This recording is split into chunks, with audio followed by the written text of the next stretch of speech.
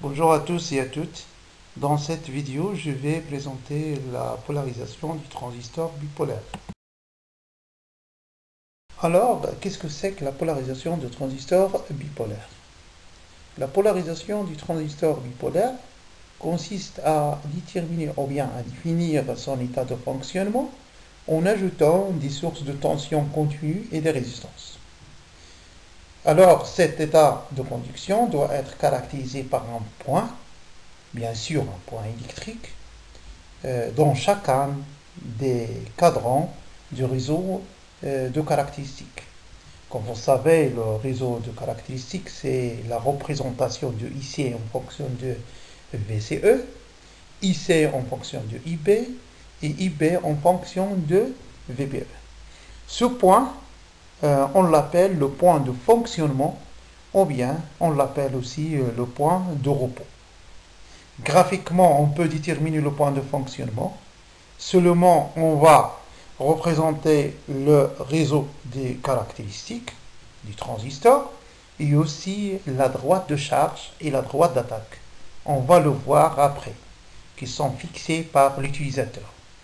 Dans la suite, on va étudier les montages dans lesquels l'électrode commun est l'émetteur, c'est-à-dire transistor en émetteur commun, ou bien montage en émetteur commun. Et comme vous savez, pour les montages en émetteur commun, les grandeurs d'entrée sont IB et VBE, et les grandeurs de sortie sont IC et VCE.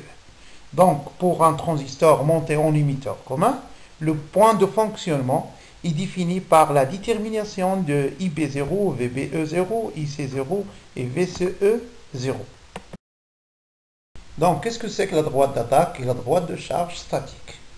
On a vu pour un transistor monté en émetteur commun, ou bien pour un montage en émetteur commun, les grandeurs d'entrée sont IB et VBE, et les grandeurs des sorties sont IC et VCE. Donc, la détermination de la droite d'attaque consiste à déterminer la relation qui va relier les grandeurs d'entrée, c'est-à-dire la relation qui va relier IB en fonction de VBE, pour un montage en émetteur commun. L'équation qui va relier IB en fonction de VBE, on va le trouver, c'est l'équation d'une droite. La représentation dans le réseau de caractéristiques va donner une droite. On l'appelle la droite d'attaque ou bien la droite de commande. Pour la droite de charge, c'est la détermination de la relation qui va relier les grandeurs de sortie, c'est-à-dire la relation qui va relier IC en fonction de VCE. La relation qui va relier IC en fonction de VCE doit être une équation d'une droite, et cette équation, sa représentation dans le réseau de caractéristiques IC en fonction de VCE, va donner une droite, on l'appelle la droite de charge. Donc, on peut déterminer graphiquement le point de fonctionnement du transistor. C'est l'intersection de cette droite avec les caractéristiques du transistor. Si on prend par exemple la représentation de la droite de charge, alors l'intersection entre cette droite avec la caractéristique de sortie du transistor nous donne les points de fonctionnement P0, P1 et P2. Et alors, si on prend le point de fonctionnement P1, on remarque bien que P1 il se trouve dans le régime linéaire, et alors on peut déterminer rapidement IC0, IB0 et VBE0 et encore VCE0 par projection. Si on fait la projection sur la caractéristique IC en fonction de IB, on peut trouver IC0 et aussi IB0. Et encore, si on continue la projection sur l'autre caractéristique, c'est-à-dire IB en fonction de VBE, on va trouver VBE0. Et encore, on peut trouver VCE0, on fait la projection sur l'axe VCE. On remarque bien dans ce régime que VCE0 est supérieur à VCE saturation, et encore que IC0 il doit être proportionnel à IB. On va avoir que IC0 égale bêta IB0. Et encore VBE0 est supérieur à VS, c'est-à-dire la tension seuil de la jonction base émetteur. Encore, on peut trouver ces résultats si on trace la droite d'attaque IB en fonction de VBE. Et alors, le point de fonctionnement Q, on peut faire la projection sur la caractéristique IC en fonction de IB. On va trouver ici 0 et IP0. Et la même chose aussi sur l'autre caractéristique de sortie ici en fonction de VCE1. On va trouver la valeur de VCE0. Donc, si on considère le point de fonctionnement P2, on remarque bien qu'on est dans le régime saturé, car on aura VCE est inférieur à VCE saturation, qui est de l'ordre de 0,2 volts. Et encore dans ce régime, on aura IC, il n'est pas proportionnel à IB. On va avoir IC est inférieur à bêta IB. Et aussi, on va avoir que VBE, il est supérieur à VS, c'est-à-dire à la tension seuil de la jonction base émetteur. Si on est dans le régime bloqué, c'est-à-dire on est dans le point de fonctionnement P1, dans lequel on va avoir IB égale à 0. C'est-à-dire ici aussi il doit être égal à 0. Et aussi on va avoir VBE est inférieur à VS, c'est-à-dire à la tension seuil, est inférieur à la tension seuil, c'est-à-dire que la jonction base émetteur et aussi la jonction base collecteur, ils sont polarisés en inverse.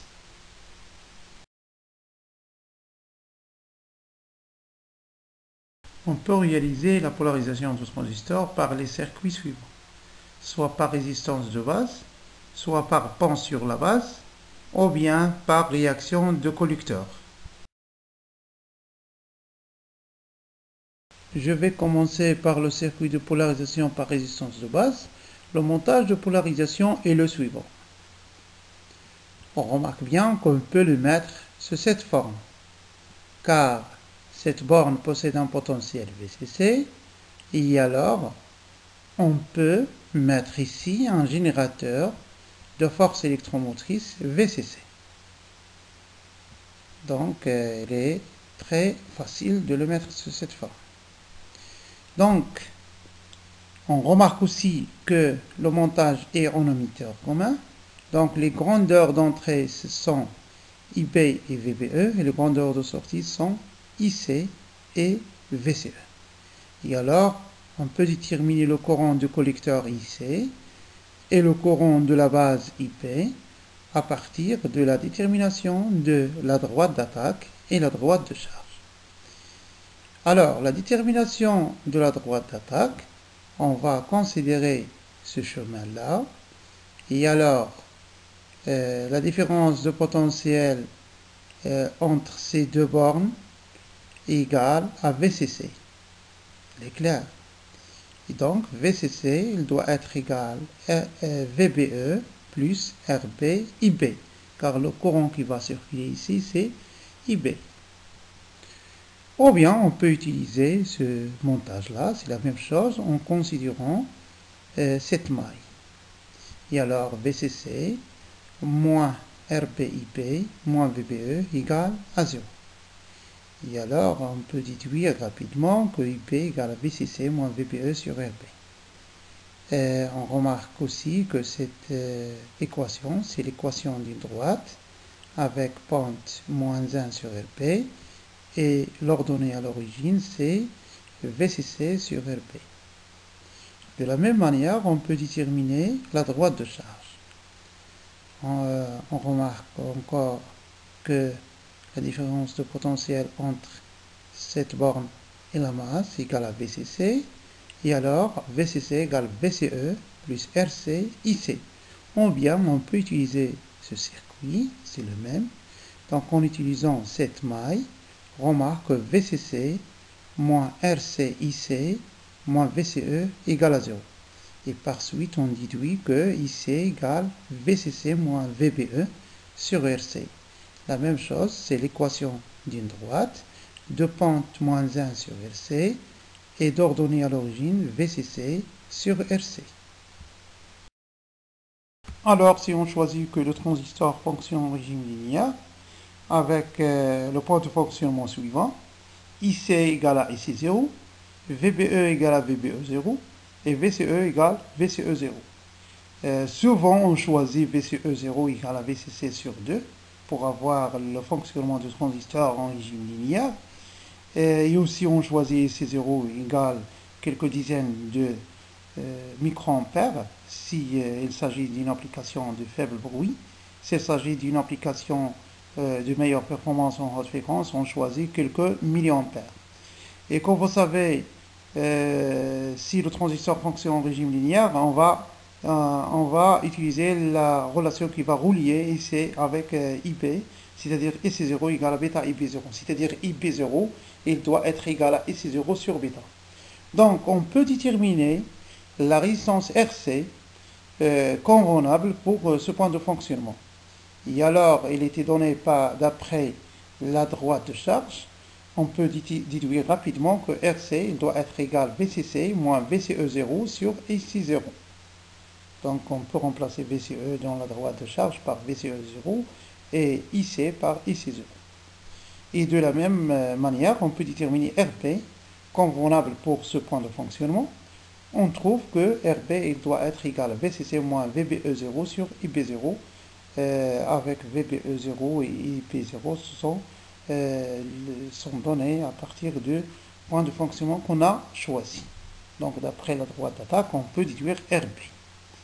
On remarque bien à partir de ces relations que aussi VCE0 il doit être égal à VCC moins RC sur RB bêta VCC moins VBE0.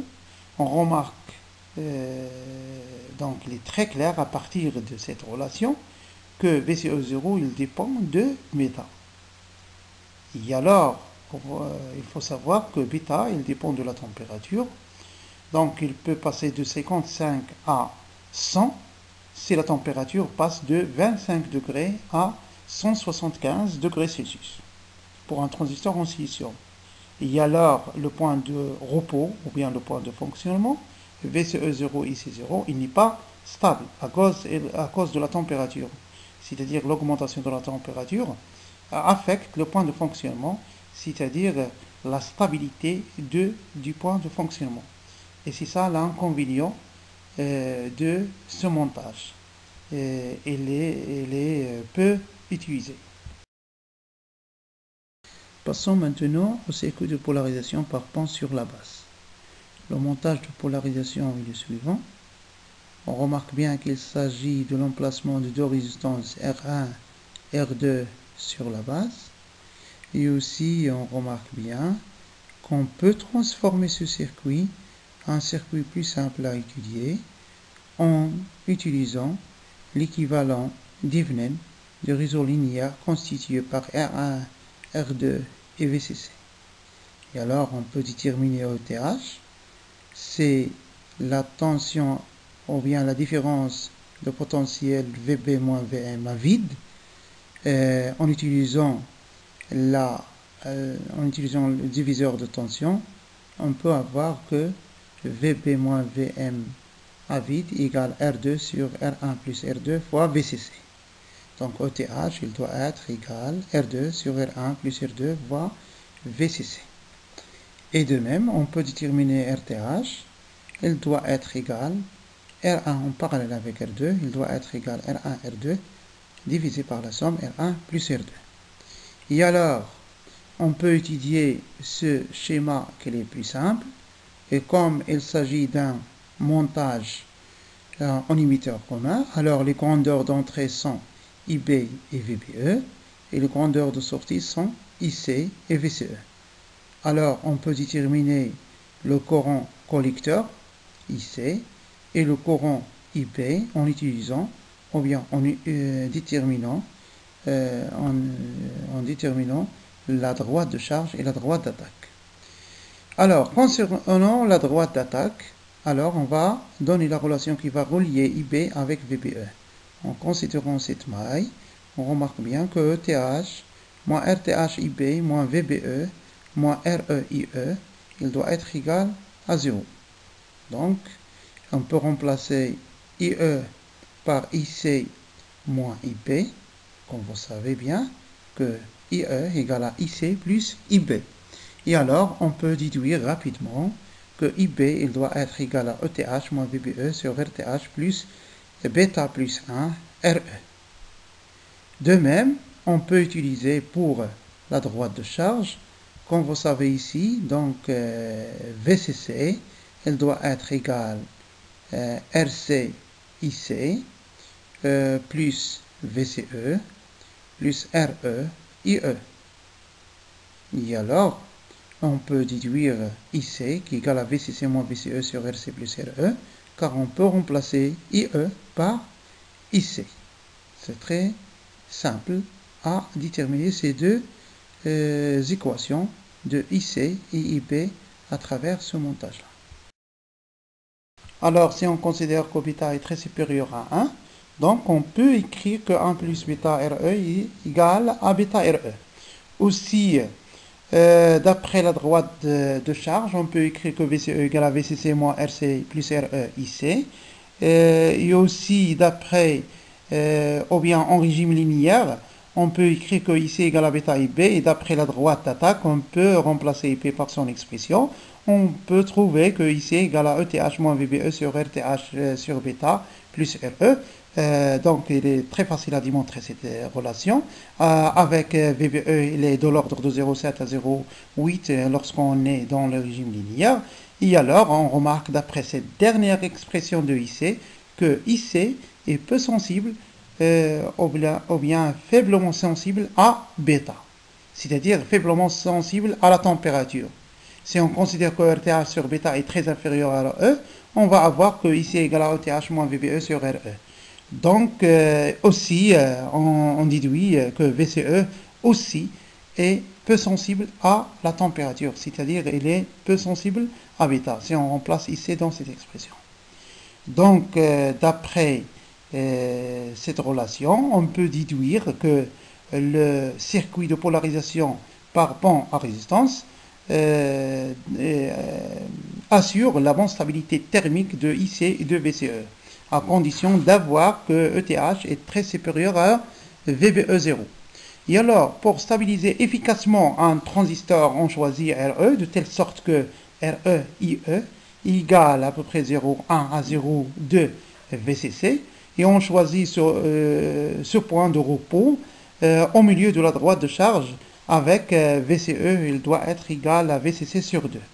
Donc, les avantages de ce circuit de polarisation, c'est l'autostabilité du point de repos, car si IC va augmenter en fonction de la température, alors, comme vous savez, IC est égal à IE, donc on va avoir l'augmentation de IE, et par suite l'augmentation du potentiel aux bornes de la résistance RE, c'est-à-dire l'augmentation de VRE, qui doit être augmentée, et comme on a la différence de potentiel aux bornes de la résistance R2, il doit être constante, donc VBE va diminuer.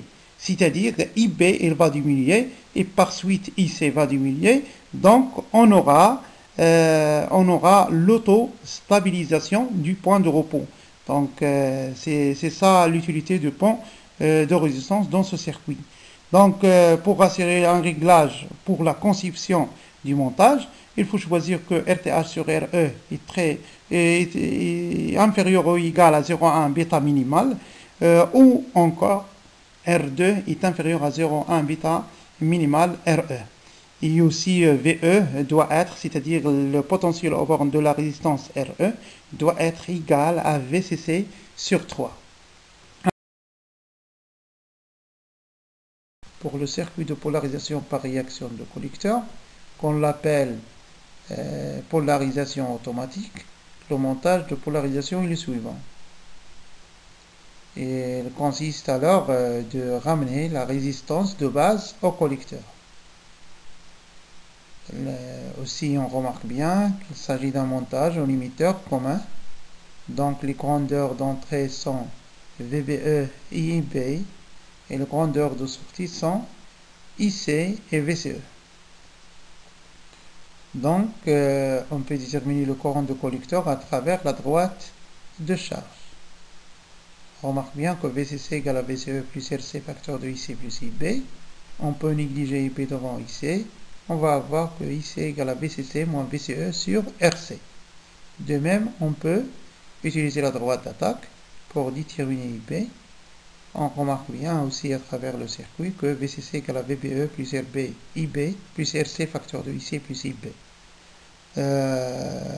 Cette fois, on ne peut pas négliger IB devant IC, car il s'agit de déterminer IB. Donc IB égale VCC moins VBE sur RB plus bêta plus 1 RC. Et alors, pour un point de fonctionnement, en régime linéaire, on va avoir que IC0 égale à bêta IB0. Donc on peut remplacer IB0 par son expression. On va avoir alors cette expression que IC0 égale VCC moins VBE0 sur RB sur bêta plus RC. Et aussi, à travers la droite de charge, on peut déterminer VCE0 qui égale RC IC0. On déduit à travers l'expression de IC0, à travers cette expression, que IC0 est peu sensible aux variations de bêta, si bien sûr RB sur bêta est très inférieur à RC. Et alors aussi VCE0, il doit être aussi peu sensible aux variations de bêta. C'est-à-dire que le point de fonctionnement IC0, VCE0 est indépendant aux variations de température, car ils doivent être indépendants de bêta, ou bien peu sensibles aux variations de bêta.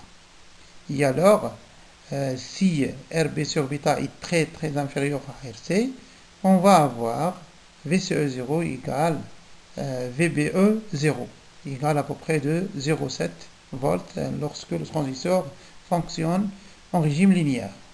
Donc, on remarque bien qu'on a stabilisé le point de fonctionnement grâce à ce montage, et aussi que le transistor va se comporter comme une diode.